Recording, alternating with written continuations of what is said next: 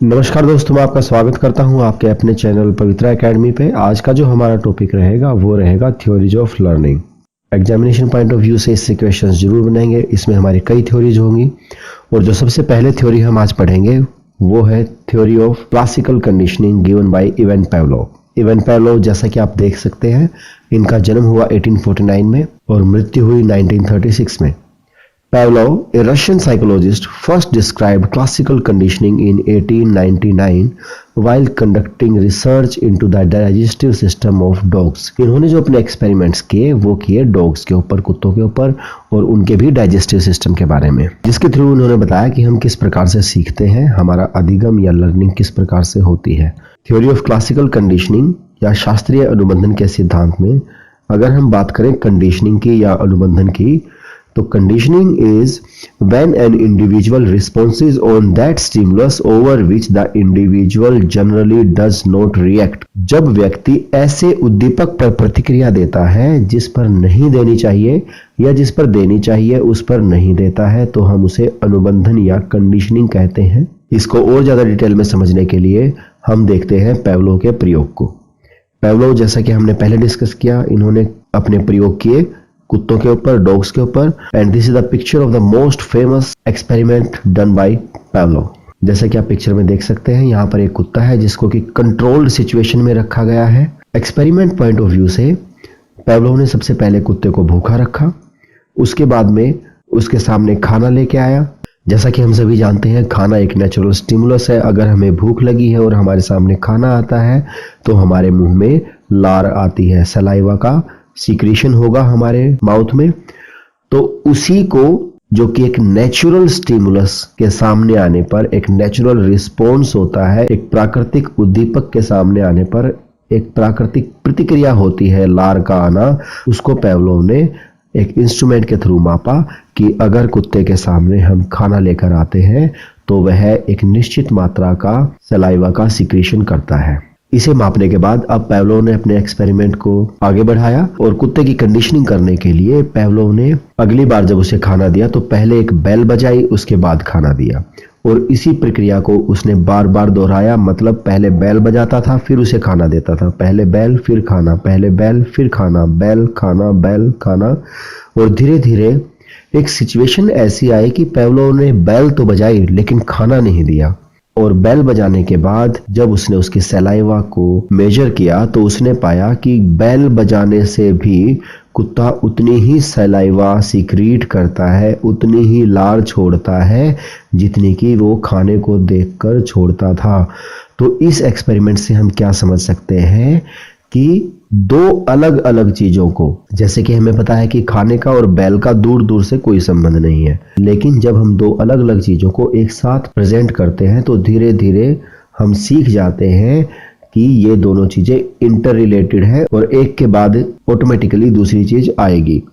जैसे कि कुत्ते ने सीख लिया कि जब भी बैल बजेगी तो उसके बाद खाना आएगा, तो कुत्ते ने खाने की प्रतिक्रिया को बैल के साथ जोड़ा और जिससे केवल बैल के बजने से ही उसने एक नेचुरल रिस्पॉन्स, मतलब लार का आना जो था, वो उसने रिस्पॉन्स दिया। तो इस प्रकार से हम कह सकते हैं कि पावलोव ने अब उस कुत्ते की कंडीशनिंग कर दी थी।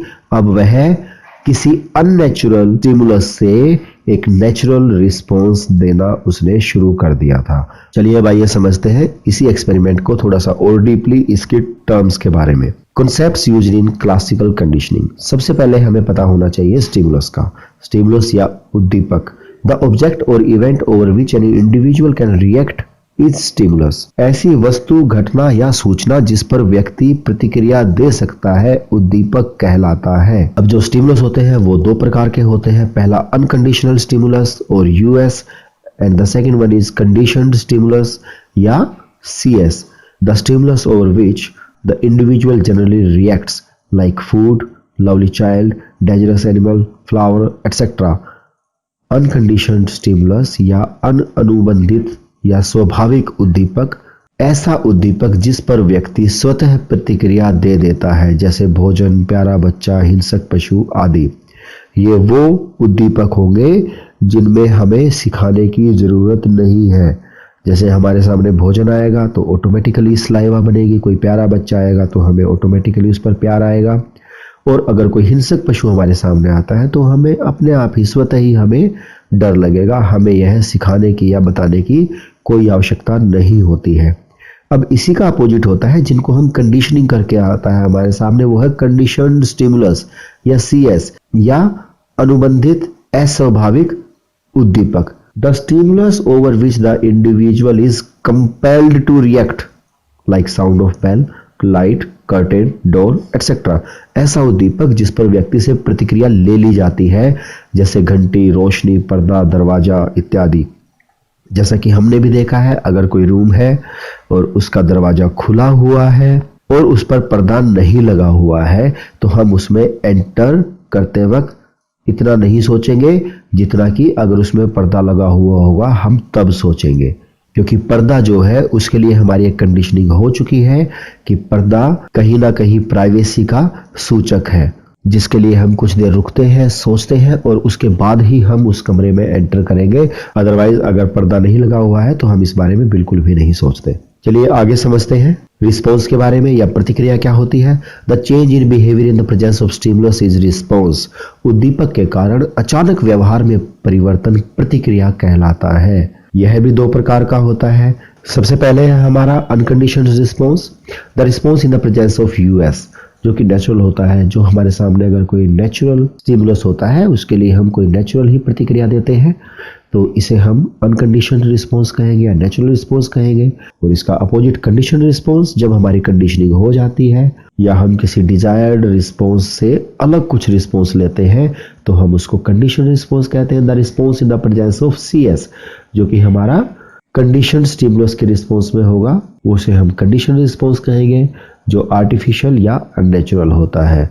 अनुबंधित या अस्वाभाविक प्रतिक्रिया, अनुबंधित उद्दीपक की उपस्थिति में की गई प्रतिक्रिया हमारी अनुबंधित प्रतिक्रिया कहलाती है। अगर हम इसे डीपली समझें तो हम क्या कह सकते हैं, सबसे पहले हमारे पास एक अनुबंधित या अनकंडीशनड स्टिमुलस है जो कि खाना है। अब इस अनुबंधित उद्दीपक के लिए हमें एक अनुबंधित रिस्पॉन्स मिलना चाहिए जो कि है लार बहाना। दूसरी कंडीशन में हमारे सामने एक अनुबंधित उद्दीपक है जिसको हम कहेंगे कि बेल है, और इस बेल के लिए हमें एक अनुबंधित प्रतिक्रिया चाहिए।